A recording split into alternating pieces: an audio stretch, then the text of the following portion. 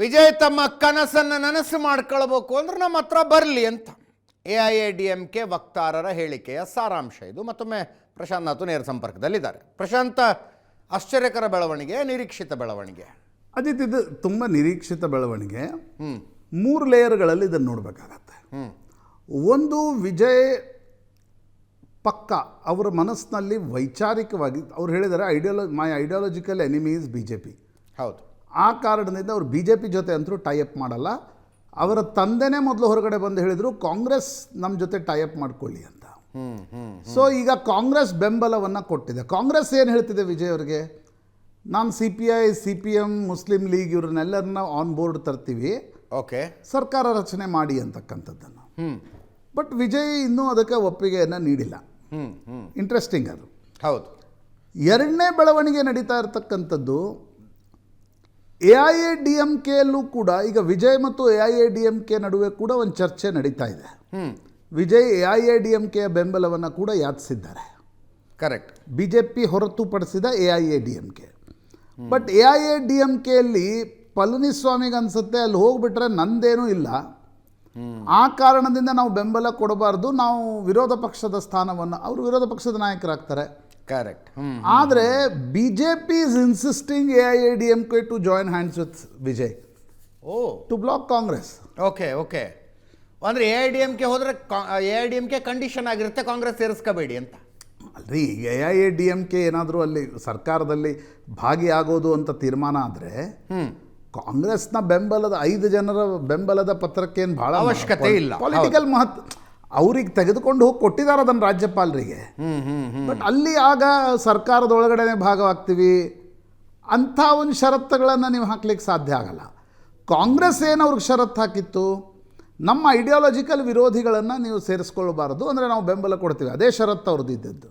Okay okay. So AIADMKಯಲ್ಲೂ ಕೂಡ ಪಳನಿಸ್ವಾಮಿಗಿರ್ತಕ್ಕಂಥ ಹೆದರಿಕೆ ಅಂತಂದರೆ ನಾಳೆ ಈ ಬೆಂಬಲವನ್ನು ಕೊಡದೇ ಹೋದರೆ ಒಂದು ಬ್ರೇಕ್ಅವೇ ಫ್ಯಾಕ್ಷನ್ ಹೋಗ್ಬಿಡ್ಬೋದು. ಹೌದು. 32 ಜನ ಹೋದ್ರೆ ಏನು ಮಾಡ್ತಾರೆ? 32 ಜನ ಹೋಗ್ಬಿಟ್ರೆ ಆಗ AIADMK ಅಸ್ತಿತ್ವವೇ ಕೊನೆಗೊಳ್ಳುತ್ತೆ. ಮೂರನೇದು ನನಗನ್ಸುತ್ತೆ ಅಜಿತ್, ದಿಲ್ಲಿ ತರಹದ ಸಿಚುವೇಶನ್ ಅರೈಸ್ ಆಗಬಾರದು ಅನ್ನೋದು ಕೂಡ ಎಲ್ಲ ಪಾರ್ಟಿಗಳ MLAಗಳಲ್ಲಿದೆ. ಫಾರ್ ಎಕ್ಸಾಂಪಲ್, ಓಕೆ, DMK ಜೊತೆಗೇನು ಅವ್ರೇನು ಕೈ ಜೋಡಿಸಲ್ಲ ವಿಜಯ್ ಬಂದು. ಹೌದು ಹೌದು, ಅವ್ರೇನು ಕೈ ಜೋಡಿಸಲ್ಲ. ಈಗ AIADMKನೂ ಬೆಂಬಲ ಕೊಡದೆ ಒಂದು ರೀತಿ ಸರ್ಕಾರ ರಚನೆ ಈಗ ಆ ರೀತಿ ಆಗಲ್ಲ. ಆದರೆ ಮತ್ತೊಮ್ಮೆ ಚುನಾವಣೆಯ ಪರಿಸ್ಥಿತಿ ಬಂತು ಅನ್ಕೋಣ, ದಿಲ್ಲಿಗೆ ಬಂದಂತೆ. ಸದ್ಯಕ್ಕೆ ರಾಷ್ಟ್ರಪತಿ ಆಡಳಿತ ಇರಲಿ. ವಿಜಯ್ ಇವತ್ತೇ 108 ಇದ್ದಾರೆ, 180ಕ್ಕೆ ಹೋಗ್ತಾರೆ.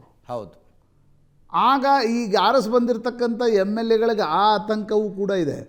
ಎಲ್ಲೋ ಇದು ಇನ್ಸ್ಟೇಬಲ್, ಅಂದರೆ ಒಂದು ರೀತಿಯ ಅಸ್ಥಿರ ಸರ್ಕಾರ ಆದರೆ ನಾಳೆ ಚುನಾವಣೆ ಆಗಿಬಿಟ್ರೆ ಮೂರನೇ ಆಪ್ಷನ್ ಹೇಳ್ತಿದ್ದೀನಿ ನಾನು. ಹೌದು ಹೌದು. ಹೀಗಾಗಿ ವಿಜಯ್ ಒಂದು ರೀತಿಯಲ್ಲಿ ಯಾರಿಗೂ ಬೇಡದ ನಾಯಕರಾಗಿದ್ದರು ಸ್ವಲ್ಪ ಚುನಾವಣೆ ಮುಗಿಯುವವರೆಗೂ ಕೂಡ.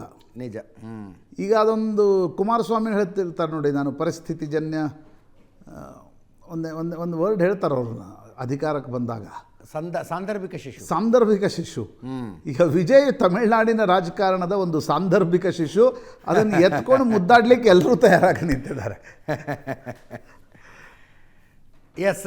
ಈ AIADMK ವಿಭಜನೆ ಆಗುವ ಸಾಧ್ಯತೆ ಎಷ್ಟರ ಮಟ್ಟಿಗೆ ನೋಡ್ತಾ ಇದ್ದೀರಿ? ಅದೇ ನೋಡಿ, ನಾವು ಮೊನ್ನೆ ಕೂಡ ಇದ್ರ ಬಗ್ಗೆ ಚರ್ಚೆ ಮಾಡಿದ್ವಿ. AIADMK ಪೋಸ್ಟ್ ಜಯಲಲಿತಾ ಸಿನಾರಿಯೋದಲ್ಲಿ ಸರ್ವೈವಲ್ಗೆ ಅದರ ಬಳಿ ಏನೂ ಕಾರಣಗಳು ಉಳಿದಿಲ್ಲ. ನಿಮ್ಮ ಬಳಿ ಒಂದು 30 ಜನ ಸಂಸದರ ಬೆಂಬಲ ಇದೆ, BJP ಜೊತೆಗೊಂದು ಮೈತ್ರಿ ಇದೆ, ನೀವು ಪಾಪ್ಯುಲರ್ ಇದ್ದೀರಿ, ಅಥವಾ ನಿಮ್ದೇನೋ ಒಂದು ಐಡಿಯಾಲಜಿಕಲ್ ಸ್ಟ್ಯಾಂಡ್ ಇದೆ, ಅದ್ರ ಕಾರಣದಿಂದ ನೀವು ಬದುಕುಳಿತೀರಿ ಇನ್ನೊಂದು 40 ವರ್ಷಗಳ ಕಾಲ, ಅಥವಾ ಒಂದು ಫ್ಯಾಮಿಲಿ ಪಾರ್ಟಿ ಆಗಿದ್ದೀರಪ್ಪ. ಓಕೆ. ಹಾಗಾಗಿ ನಿಮ್ಗೊಂದು ಕೇಡರ್ ಇದ್ದಾರೆ, ನೀವು ಬದುಕುಳಿತೀರಿ, ಅಂಥ ಕಾರಣಗಳಿಲ್ಲ. ಹೌದು. ನಿಮ್ಮ ಡುಪ್ಲಿಕೇಟ್ ಆಗಿ ಈಗ ವಿಜಯ್ನೂ ಇದ್ದಾರೆ, ಇನ್ನೊಂದು DMK ಕೂಡ ಇದೆ, ಅನೇಕ ದ್ರವಿಡ ಪಕ್ಷಗಳು ತಮಿಳುನಾಡಿನಲ್ಲಿವೆ. ಎರಡನೇದು ಇಲ್ಲ, ನೀವು ಒಂದು ಚುನಾವಣೆಯಲ್ಲಿ ಸೋತಿದ್ದೀರಿ. ಈಗ 10 ವರ್ಷ ವನವಾಸ ಆಯ್ತು ಈಗ AIADMKದು. ಹೌದು. 21ರಲ್ಲಿ ಅಧಿಕಾರ ಕಳ್ಕೊಂಡಿದ್ರು. ಹೀಗಾಗಿ ಅವರು ವಾಪಸ್ ಏನೋ ಒಂದು ಕಮಾಲ್ ಮಾಡಿಬಿಡ್ತಾರೆ ಅನ್ನುವ ನಾಯಕತ್ವ ಏನು AIADMK ಬಳಿ ಇಲ್ಲ. ನಾಯಕತ್ವವೂ ಇಲ್ಲ, ಸನ್ನಿವೇಶವೂ ಇಲ್ಲ. ಸ್ಪೇಸು, ಪೊಲಿಟಿಕಲ್ ಸ್ಪೇಸು ಉಳಿಯಲ್ಲ ಅಜಯ್. ಹೌದು. ಈ ಚುನಾವಣೆಯಲ್ಲಿ AIADMK ಕಟ್ಟರ್ 23-24% ಮತದಾರರು ಏನು ವೋಟ್ ನೀಡಿದ್ದಾರೆ, ಅವರಿಗೆ ವಲ್ನರೇಬಲ್ ಸಿಚುವೇಶನ್ ಇರ್ತಾರೆ. ಲೋಕಸಭೆಯಲ್ಲಿ ಯಾರ ಜೊತೆ ಯಾರು ವೋಟ್ ಹಾಕಬೇಕು ಅನ್ನೋ ಚಿಂತನೆ ಮಸ್ತಿಷ್ಕದಲ್ಲಿ ಮತದಾರರಿಗೆ ಶುರು ಆಗ್ಬಿಟ್ರೆ ಬಿಡಿ. ಹೌದು ಹೌದು. ಹಾಗಾಗಿ ನನಗನ್ಸುತ್ತೆ AIADMK BJP ಬಯಸುವಷ್ಟು ದಿನ ಅದು ಒಂದು ರೀತಿಯ ಅಸ್ತಿತ್ವ ಜೀವಂತವಾಗಿರುತ್ತೆ. ಬಿಟ್ಟರೆ ಓಕೆ, BJPಯನ್ನು ಕೈ ಬಿಟ್ಟ ದಿನ ಅದು AIADMK ಕೊಲಾಪ್ಸ್ ಆಗಿ ಹೋಗುತ್ತೆ, ಕೇಡರ್ ಹರಿದು ಹಂಚೋಗುತ್ತೆ. ರೈಟ್. ಹಾಗಾಗಿ ನನಗನ್ಸುತ್ತೆ AIADMKಗೆ ತಮಿಳುನಾಡಿನ ರಾಜಕಾರಣದ, ನಾನು ಯಾರನ್ನೂ ರೈಟ್ ಆಫ್ ಮಾಡಲ್ಲ, ಬಟ್ ಆ ಲೀಡರ್ಶಿಪ್ ಕಾಣ್ತಿಲ್ಲ. ಎಸ್, ಪಳನಿಸ್ವಾಮಿ ಮುಖ್ಯಮಂತ್ರಿ ಆಗಿದ್ದರು, ಹಾಗಾಗಿ 21ರಲ್ಲಿ 33% ಓಟ್ ತೆಗೆದುಕೊಂಡ್ರು. ಆಮೇಲೆ BJP ಅವ್ರನ್ನ ಡಂಪ್ ಮಾಡ್ತು, 20%ಗೆ ಬಂದರು ಅವರು ಯಾವಾಗ ಲೋಕಸಭಾ ಚುನಾವಣೆಯಲ್ಲಿ. ಈಗ ಮತ್ತೆ BJP ಅವರನ್ನು ಕೈ ಹಿಡಿತು, ಅಲಯನ್ಸ್ ಮಾಡ್ಕೊಳ್ತು, 24%ವರೆಗೆ ಮಾತ್ರ ಬರಲಿಕ್ಕೆ ಸಾಧ್ಯ ಆಯಿತು. ಕರೆಕ್ಟ್. ಯಾವಾಗ 5 ವರ್ಷದ ಆ್ಯಂಟಿ ಇನ್ಕಂಬನ್ಸಿ ಓಟಲ್ಲಿ 35% ವಿಜಯ ತೆಗೆದುಕೊಂಡು ಹೋಗ್ಬಿಟ್ರು. ಹೀಗಾಗಿ ನನಗನ್ಸುತ್ತೆ ಅಜಿತ್, 2 ಧ್ರುವಗಳು ತಮಿಳುನಾಡಿನ ರಾಜಕಾರಣದಲ್ಲಿ ಉಳಿಯುತ್ತವೆ. ಈಗ TVK ಕಾಂಗ್ರೆಸ್ ಜೊತೆಗೆ ಬಂದಮೇಲೆ ಓಕೆ, ನಿಧಾನವಾಗಿ 29ರಲ್ಲಿ DMK BJP ಜೊತೆಗೆ ಬಂದರೂ ಆಶ್ಚರ್ಯ ಇಲ್ಲ. I don't surprise. ಯಾಕಂದ್ರೆ ಹಿಂದೆ DMK was part of NDA government also. ಹೌದು.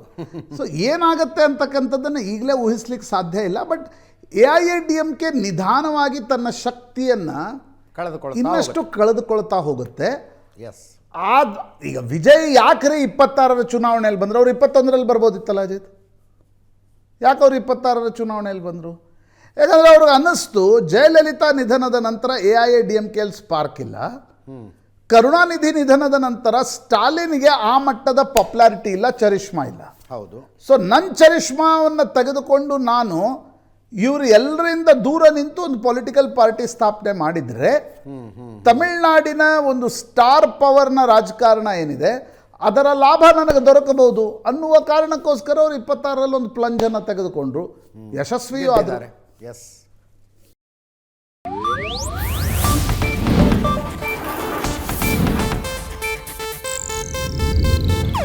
ಇದು ಏಷ್ಯಾನೆಟ್ ನ್ಯೂಸ್ ನೆಟ್ವರ್ಕ್ ಪ್ರಸ್ತುತಿ.